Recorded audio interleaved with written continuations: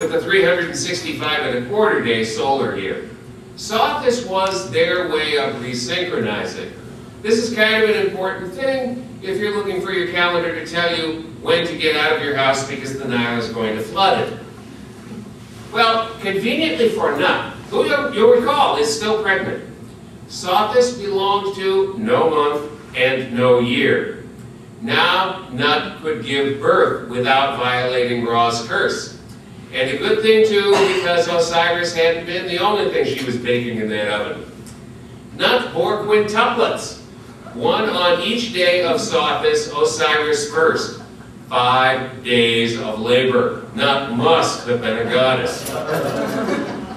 So we see that even for the ancient Egyptians, the time around the winter solstice was a time of merriment, a time for the veneration of evergreens, and a birthday season for gods. Other legends attribute to Osiris or other figures like Horus the Younger a startling list of actions and sayings that offer uncanny parallels to the later story of Jesus.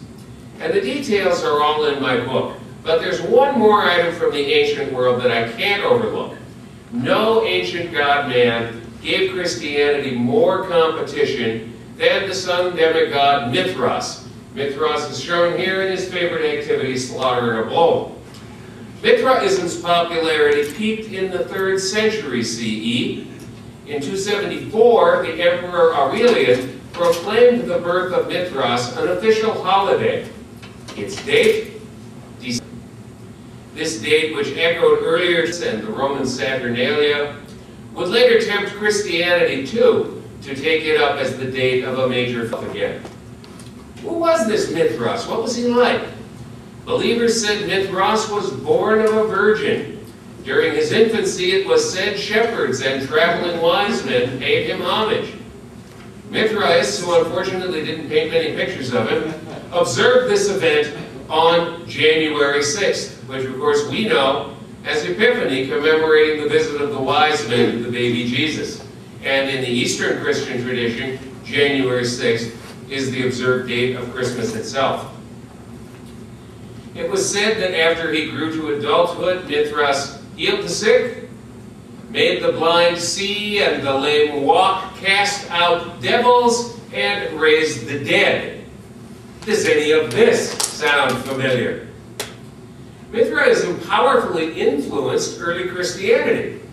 It's the reason why Christianity moved its holy day from Saturday, the Jewish Sabbath, to Sunday.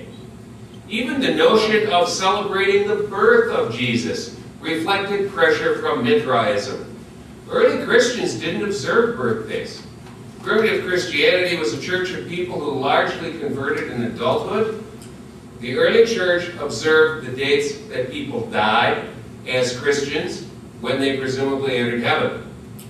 For example, some of you may know that December 5th is traditionally St. Nicholas Day. That's not Nicholas's birthday, that's the date that Nicholas of Myra died at the Council of Nicaea. So celebrating birthdays at all was a pagan innovation and did not sit well with a lot of 3rd century Christians. But they felt compelled to do it anyway. Okay, enough about the pre-Christian record. What do the writers of the Holy Gospel, or as we might call them, the Fab Four, say about the birth of Jesus? Well, as a group, nothing.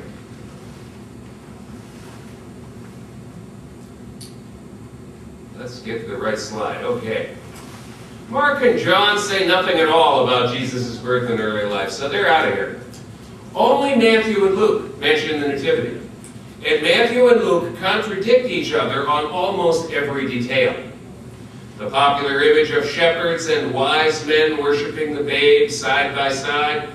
Matthew says wise men, Luke says shepherds, neither says both. The star in the east, only in Matthew. Hark, the herald angels sing, but only in Luke. Matthew never heard of them. But that's okay. Only Matthew heard of the slaughter of the innocents. That's right, the indiscriminate killing of every male baby in Judea, with of course one conspicuous exception, was not important enough to merit Luke's attention. In fairness, no Roman historian chronicles this atrocity either. Not even Flavius Josephus, who detested King Herod and went out of his way to accuse him of any crime for which there was the slightest shred of evidence.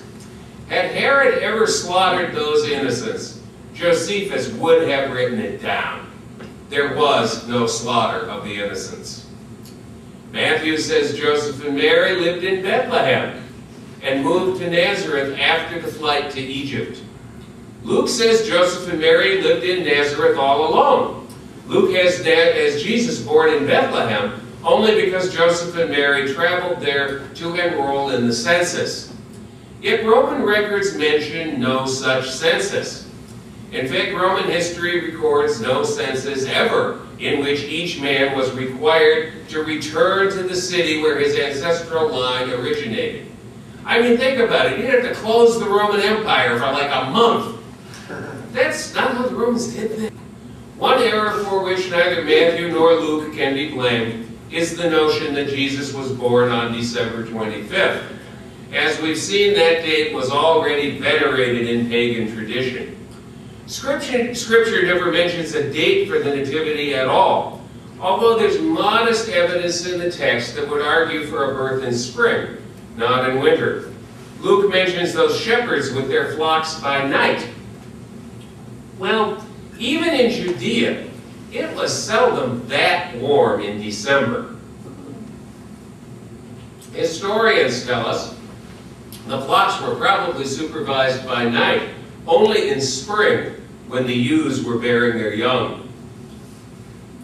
For whatever it's worth, early Christian communities celebrated the holiday on December 25th, January 6th, February 2nd, March 24th, April 19th, May 20th, and November 17th, among other dates. But by the 4th century CE, that old standby December 25th had been generally accepted in the Western Church. Well, okay, if we don't know anything about Jesus' birth date, how about his heritage?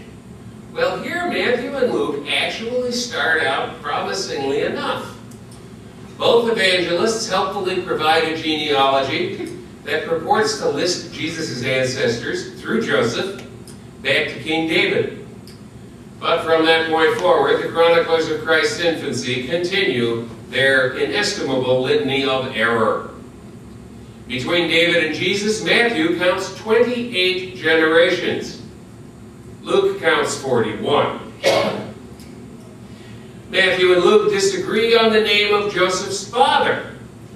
They disagree on the name of Joseph's grandfather. In fact, the evangelists give different names for every ancestor, separating Joseph from the Old Testament figure Zerubbabel, who 500 years before the Common Era is said to have led the first Jews out of captivity in Babylon. Now, from Zerubbabel on backwards, something fascinating happens. Zerubbabel is one of the very last people mentioned in the Old Testament, meaning that once Matthew and Luke got to Zerubbabel, they could unroll their copies of the Torah and trace precisely the generations from Zerubbabel back to King David. So amazingly, from Zerubbabel back to David, Matthew and Luke list all of the same people. Which doesn't change the fact that over the 500-year span preceding the birth of Jesus, Matthew and Luke, whom most Christians consider divinely inspired, could not contrive to agree on the name of a single one of Joseph's ancestors, or how many there were. Apparently, we can figure from this that the Gospels of Matthew and Luke developed independently in widely separated Christian communities. Neither evangelist knew that the other had guessed different about story details, or had made different choices about which pagan traditions to borrow. By the time the New Testament was compiled, each gospel was too well known in its home community to permit their contradictions to be reconciled. But there's a bigger question here. Why should either evangelist include a genealogy through Joseph if Jesus was born of a virgin? After all, if Jesus was born of a virgin, Joseph was not the father. Conversely, why borrow all these stories about the virgin birth and veneration by kings and miracles at age 12 and all these other features of sundry Hellenistic mystery cults if the idea was to show that Jesus was the Jewish Messiah, descended from Joseph through King David? Well, the Gospels of Matthew and Luke preserve for us, as if in amber, contradictions that embroiled the early church. The earliest Christians wanted to convert as many Jews as they could, but recruiting Gentiles was not really on their agenda. Only after an embarrassing span of time, after which the world still stubbornly refused to end as predicted by prophecy, did non-Christian missionaries begin to approach non-Jews in a serious way. For their part, these non-Jews, these Gentile converts, these men of the Hellenistic world, they didn't care that Jesus was the Jewish Messiah descended from David. If they were going to take this new religion seriously, they needed to see the kinds of elements they were used to from Hellenistic mystery religions like Mithraism.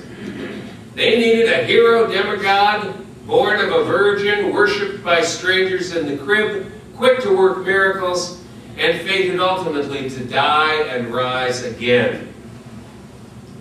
We see then that the logics of Davidic descent and virgin birth are mutually exclusive. Forced into one narrative, they collide like a southbound freight train and an eastbound propane truck. Yet each had its zealous proponents.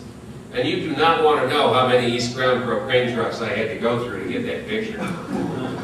Unable to jettison either the Jewish Messiah tradition or the Hellenistic virgin birth tradition, Christianity just kind of held its breath and charged forward, carrying them both. And amazingly, the new religion got away with it.